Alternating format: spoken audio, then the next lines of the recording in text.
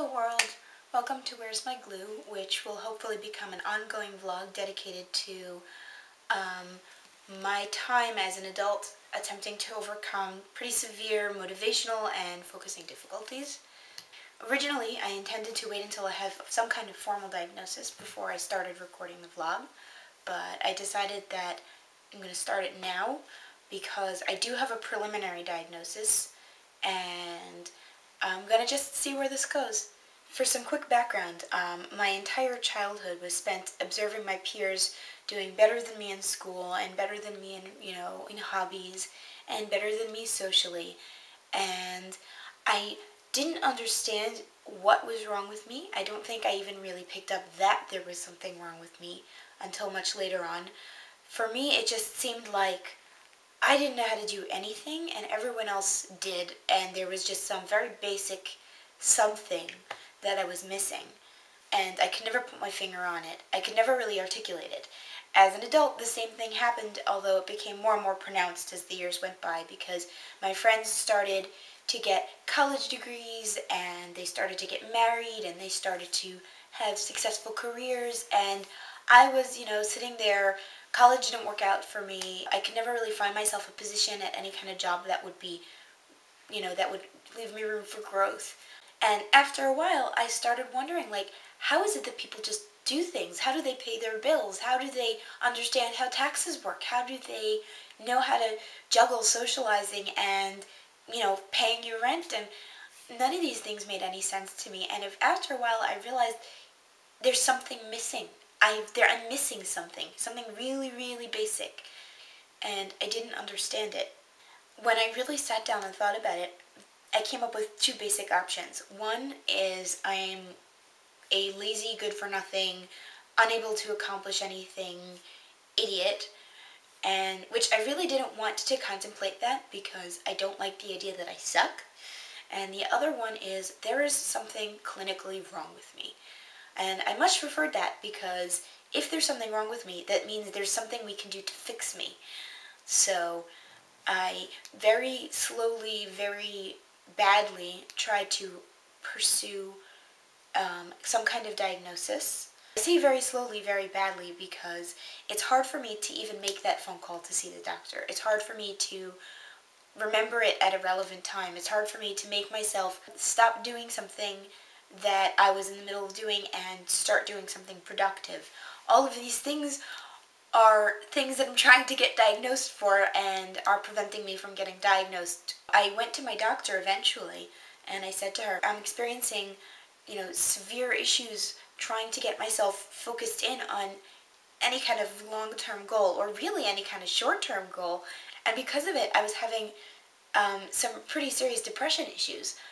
Maybe I'm also clinically depressed. That's also still on the menu. For now, I want to deal with what's the apparent source for my depression and then see what happens with that later on down the line. My doctor is wonderful, and she immediately said, don't feel bad about yourself, don't hate yourself.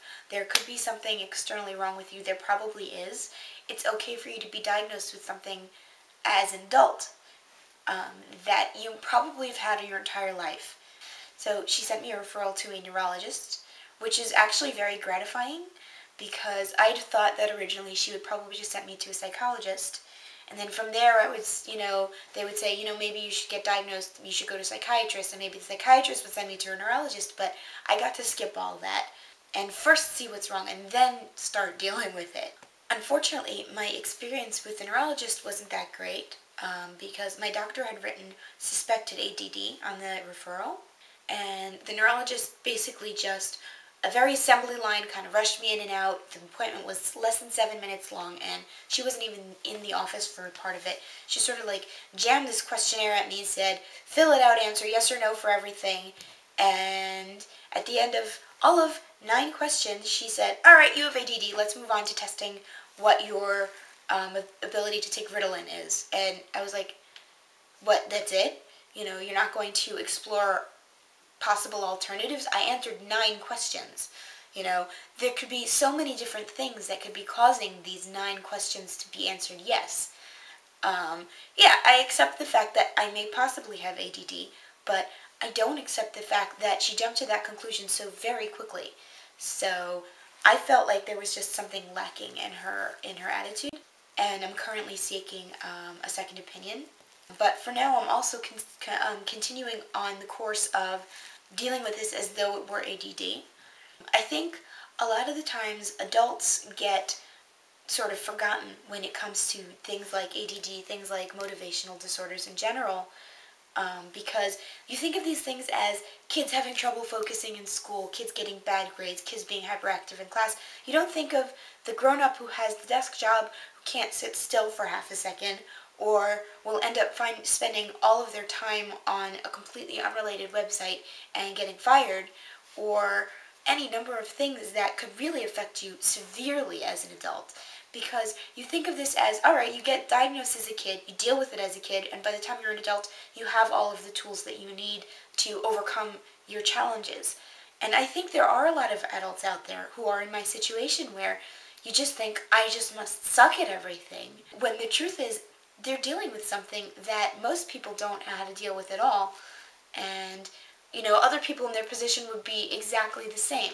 So this is just sort of an additional voice to say, I exist, I'm trying to take control of my life, it's going to be very, very hard for me, and hopefully, just putting it out there, just, maybe nobody will see it, maybe somebody will see it and say, hey, I'm not alone, I'm also 25, and I'm also a failure at life, and maybe I can stop being a failure, through a support system, of doctors and peers, and I don't know.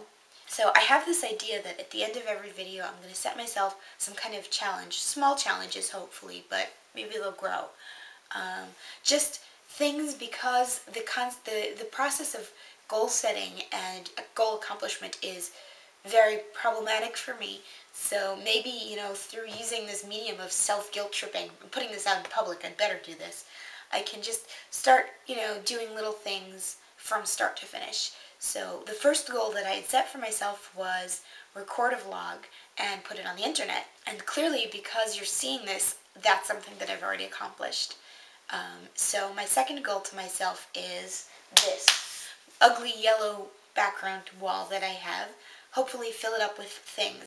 I don't think I'm going to be able to paint it, but I will hopefully put up, just random fandom posters, things that I've gotten from friends, things to make it look a little bit nicer and a little bit, less ugly, yellow, boring.